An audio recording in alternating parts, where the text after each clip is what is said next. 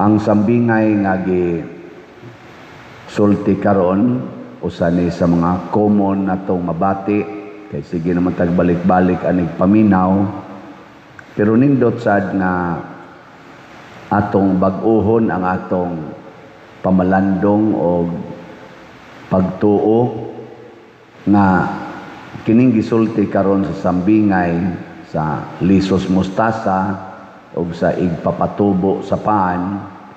Apil na ang unang pagbasa katong gitaguan dito sa suba, gilubong dito sa may suba ang katong karsonsilyong bag-o.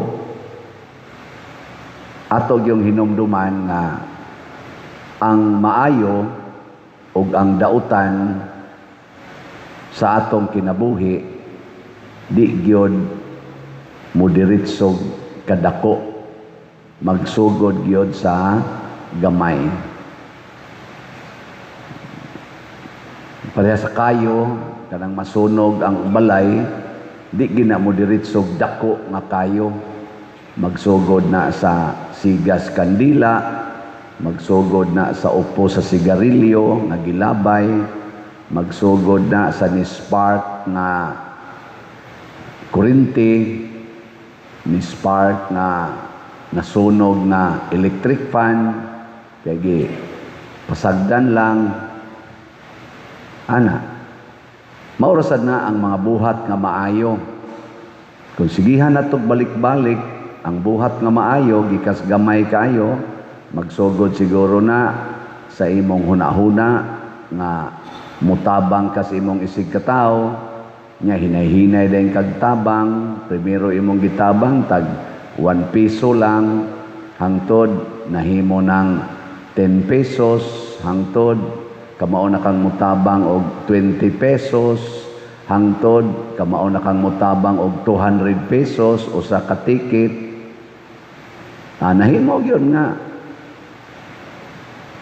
usa ka event, usa ka pista, o nakagasto pa ta sa atong adoration chapel, nakagasto pa ta sa atong bell tower, nakagasto pa ta dias gawas, nakapamayad-bayad pa ta sa atong mga charitable expenditures.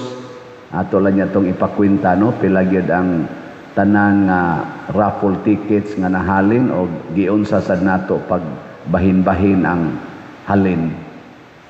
In short, niabot gyud ang ginagmay-gagmay natong tabang og millions. Dool-dool gyud og mga 12 or niabot mo kag 12 million ang atong na raise. Ginagmay-gagmay ra gyud na. Nya unsa man, hay may mas importante karon, ang dako o ang gamay? Kusga balik, unsay mas importante, ang gamay o ang dako?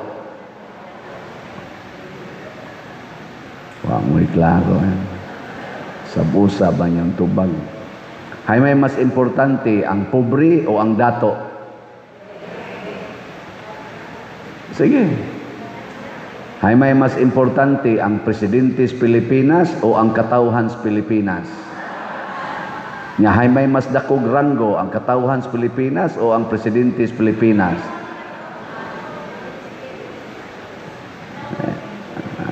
Lingian na imong tupad na hay may labaw ninyo ranggo, si Bongbong Marcos o ikaw? Tingna. Kinsa may mas gamay ranggo, ang pari o ang parisyoner?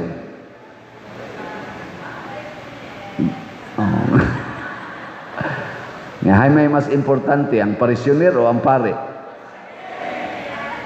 Mao na nga ang hibaw gina ang gamay ranggo sa katilingban, ang kanang gagmay ba, mga humble, mga ginagmay, mao na sila'y mas importante. Kung atong basihan ba ang kanibang kuan ba, para atong nadonot tong karsonsilyo, unsa may nakapadonot ato, ang ginagmay mga kagaw nga ning ut-ut ato, mga organisms nga gagmay pag lubong nabasa sa tubig, ni produce og mga microorganisms nga ning lata sa panapton. Pareha ng balay, dako kayong balay, lusnoon ra nas anay, pila ra man gikinan-ana ng anay, makapuling ra man gayna, malagpot ra man gani ng ilang kinaon sa hangin, pero imog yung pasagdan, ana, ang balay nimo, lusnoon na eh. Unsa may moral of the story, ayaw gyud kumpiyansahi ang gamay. Parihaan ang imong tupad. wa kunoy dako nga makapuling. Ang gamay jud kunoy makapuling. Unya do na sa diay gamay nga makalumping. Mao na bitaw tan-awa ang imong tupad. Kanang tupad nimo ba? Pangutan-a siya ina diin gyud ka gasugod. Inanganong nilingkod man karon tupad nako, diin man ka gasugod. Kung ato ginang idig ngadto gyud pinaka primero, tungod ra gina sa sperm cell og egg cell. Usa ka sperm cell og usa ka egg cell matud pa sa siyensya. Nya motuo ta ana kay wala naman na lalisa. Konfirmado naman na nga usa ra gyud ka sperm cell ug usa ka egg cell. Ang egg cell gikan sa babae, ang sperm cell gikan sa laki. Ngana, usa tag duha ra gyud sila kabuk nagpares. Unya unsa may mga gidak-on anang sperm cell ug egg cell, kita na mo sperm cell. Ang kinahanglan kag microscope kanang atong mata dili ka kita ana. Kinahanglan na siya magnifier katong lenses sa microscope aron maklaro. Ako wala pa ko kakita ana kay mo ko katan-aw sa microscope. Kinsay nakakita na sa microscope og egg cell og sperm cell ta sa kamot. Kamo kita am mo unsa man nakadagko una. Gagmay lagi. Pero tan-awan ang naglingkod nimo gamay pa na. Katako ang naglawas. Lisod na magay naglakaw ang uban kay bugat na kayo yang lawas.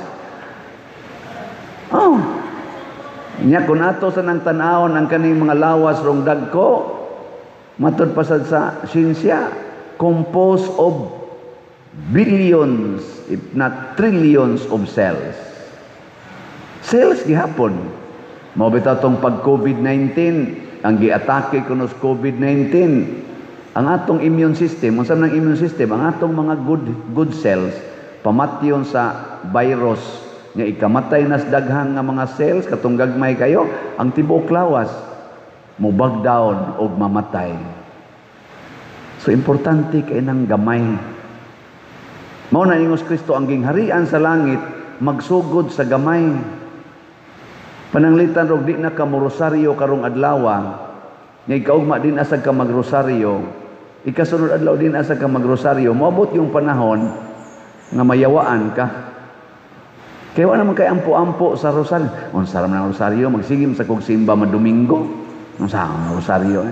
Kaming mga religious, og di na mi mohimo anang among office, ansa na kanang liturgy of the hours, anang morning prayer, at least ba morning prayer, evening prayer, night prayer, mawa na gina namo. Dali kay may masudlag yawa Kung sa may among gibuhat pag morning prayer, nga nawa man ka morning prayer, nagtan-aw sa cellphone, nagsigi og text, nagsigi og tan-aw og Netflix. Nya, unsa may gibuhat nga nawa man ka evening prayer, nag-inom, nagduwa og scatter.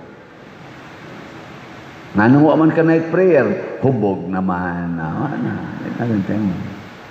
So ang giilis sa mga ginagmay nga mga moments, pila ra man ginang morning prayer, imo ginang tinod-on mga 15 minutos, manana.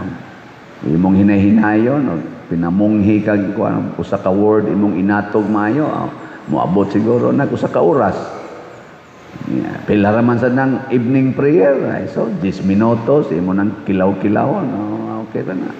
Night prayer 5 minutos, mana.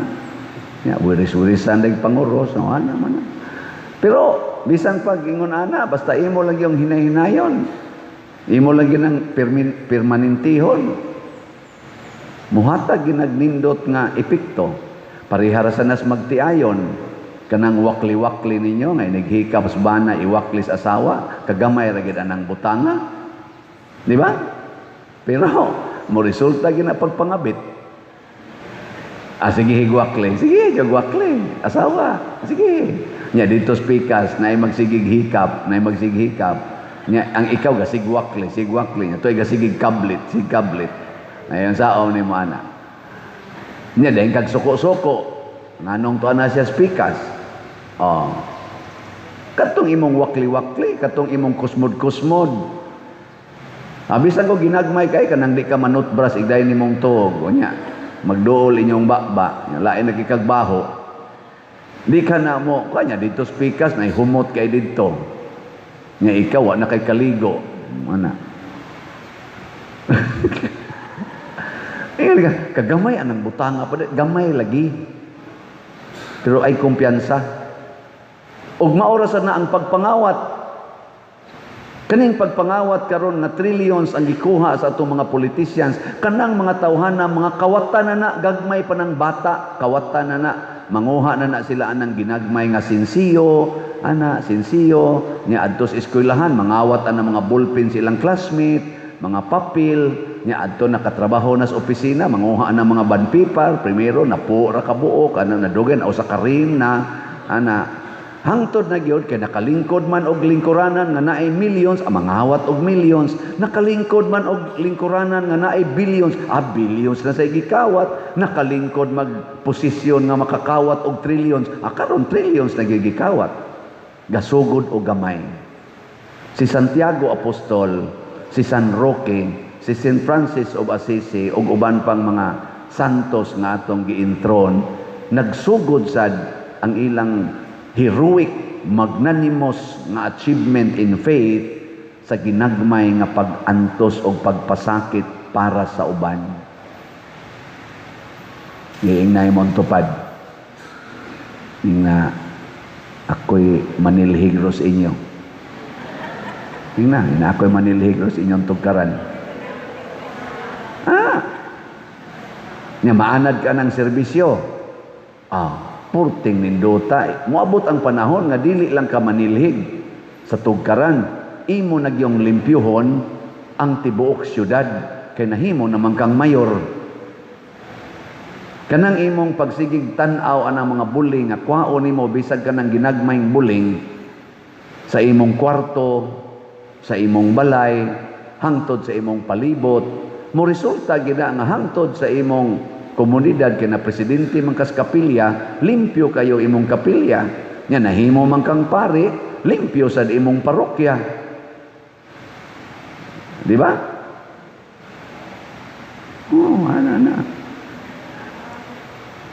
Ako sa una, si Kanyar College ko, ang akong yung unang gihuna-huna, unsay ikatabang nako dito sa among bukid sa Kahugan. Motong ga-organize mig organisasyon na KYO, Kahugan Youth Organization, magtampo-tampo mi og piso ang buwan. Nya amo tong gamiton aron makatabang sa among organisasyon o sa among katilingban. Piso ang buwan, 20 centavos ang semana. Nya ako gyud mag-lead nila. Meeting mi, siging sulti, dito ko nakaton-katon nagsugod unsaon pag-handle og grupo. Amo pang makontra dito o murabag i-challenge mis mga NPA sa mga kapgo, nya i-challenge pa mis among mga kaugalingong mga ginikanan, mga uyuan, kay bawalan ming mag-meeting-meeting. Nya after 1 year, 1984 mamigasugod, mga November, pagka almost 1 year after, nahimo ming choirs Guadalupe, among gitara, among sulob, chinilas, wa mi dawata simbahan primero, mga 2 ka tuig, wa mi dawata, kay dito mi gibutang sa Langobs Guadalupe, kay dito man tong Langobs Guadalupe kakahuyan, na ilangob dito, namamos ang naong, mura sa mga unggoy, kay gikan sa Miss Bukid, haom kay Miss Langob, nga ka na mga kapilya dito sa bukid, nga dito sa Babag, Bunbon, nga sa aris mga dapit dito napo ana mga bukid nga kapilyag na misa kami dito mo manganta. Lakaw-lakaw inang bukid. Pero sige lang yun, nahihinay hangtod nakapalit na mig sapatos ana kadto sa mga ladlad-ladlad ana aron lang yun makasuod simbahan. 1987 wa na diha na may simbahan. Pero wala pa may schedule. Pero nakasuod na may iapil-apil may pagka 1989 ako na leader sa choir sa tibok simbahan. Hangtod ano namakpak man mo? Unya lampos mo sa kong eskwela, nakatrabaho na kong bangko, ang among organisasyon dili na magmantin nila tong kinilaw nga kapayas, mga inanay, magpuso mi dito, nya kinilaw nga kapayas, nya mao na among kanon og mag-anniversary mi, nya og naay manok nga madakpan, makaihaw gamay manok, kadtong buwad, mga bulinaw, mga kadtong mga lawlaw nga kana ganing kuan gani kanang tinabal kato bang daghang kig asin bang ining sugba nimo piti-piti kuyaw pa imong naong nga piksan mao to among kanon nana man ko'y trabaho makapalit namig mga pansit adto pa sa snow shin usahay yahay lagi hinahinay lang ito pero sa dihang wala pa mi wa pa ko ka-graduate mga 1 year after sa among organisasyon, nakatigom gyud mig mga 700 kapin. Na ako'y uyuan nga nasakit og TB, galuwa og dugo. Nya kay medyo may pagkabuangon sa to siya, wa kayo initabang gani nangandoy ang uban may ratag matiwas na hasol sa kay na siya. Ana ba? Kami among organisasyon maoy ni tabang using sa 700 kapi namong natigong gidana mo siya ngadto sa TV Pavilion giplitihan na mo gipalitag tambal nabuhi gyud nabuhi nakainom pa gyud padayon nainom nya hangtod nga napahari nako buhi lang yapon siya nya usahay admit og hospital hatag na sa ko libo-libo na ana hangtod na gyud nga ako'y nagmisa niya pagkamatay niya pero nakapahimos pa gito nako kani wa jud ko magtuo usa ni sa among gitabangan napay balay ditong nalusno kay nganing adlaw minatay ba mag soroy-soroy mga balay niya grupo naman mi naaman sa ni padayo na mo dito nga among iyaan nga gubaon sa taong igbalay ngari mo dong pangaon mo diri saka day bitanan lusno bitang balay ala pagkaugma organisasyon gyapon batas mig kawayan kuhag mga kahoy among gitukod og balik ang balay so ingon ana ang among kuan hangtod karon wa ko magtuo nga perti ng daghanang masakiton ang ako napada sa ospital perti ng daghanang balay nga natukod apil na gani mga simbahan natukod nidako na ang akong scope sa pagpanghatag dili na kadtong piso-piso dili na gani kadtong tausan-tausan karon niabot na gani milyon-milyon ang atong ma-share sa katilingban nagpabilin nga zero ang akong panudlanan nga naman nindot yung ibalyo nato ang gamay mo na gitawag og humility to settle on the ground. Settle your life on the ground, on the least position. Ang ground man mo ay least possession. Kung maglakaw ka, hay may taas, ang o ang tiil. Nya hay may importante og mulakaw ka, ang tiil o ang o. Naramod na. So, mo na, ang humility mao'y gigamit ni Mama Mary, mo'y gigamit ni Jesus, mo'y gigamit sa mga santos pagbuntog sa yawa. Nya unsa-unsa ta pagbuntog sa yawa, tudluan ta nga ma-head level, the pride. Ikaw gyud head, ikaw gyud presidente, ayaw na papuli diha. Nya kanang gustong mo puli nimo kanang ginganlag BP Sara, ipa-impeach na. Kay maunay hulga sa imong pagka-leader nya kanang konstitusyon nga moingon kada 6 years ilisan usba na ana kontrola ang tanan ug mao na nanor ilang gibuhat sa ato mga gobyernong mga dia sa garbo na ilad sa yawa. Ni dako nagmaayo ang ilang garbo nga nisunog na gani sa atong nasod. Milusno na sa atong nasod. Thanks be to God. Naapay mga ligon nga mga politicians pod nga nag-alagad sa nasod. Bahalag mapriso sama ni President Duterte, ni Rodante Marcolita, nilang Jinggoy Estrada, Bato de la Rosa. Gasigi lang yapog barog sa ilang gibarugan na kamatuoran. Naaroy rally dito sa UK or London ba to? Si BP Sara tuwa dito.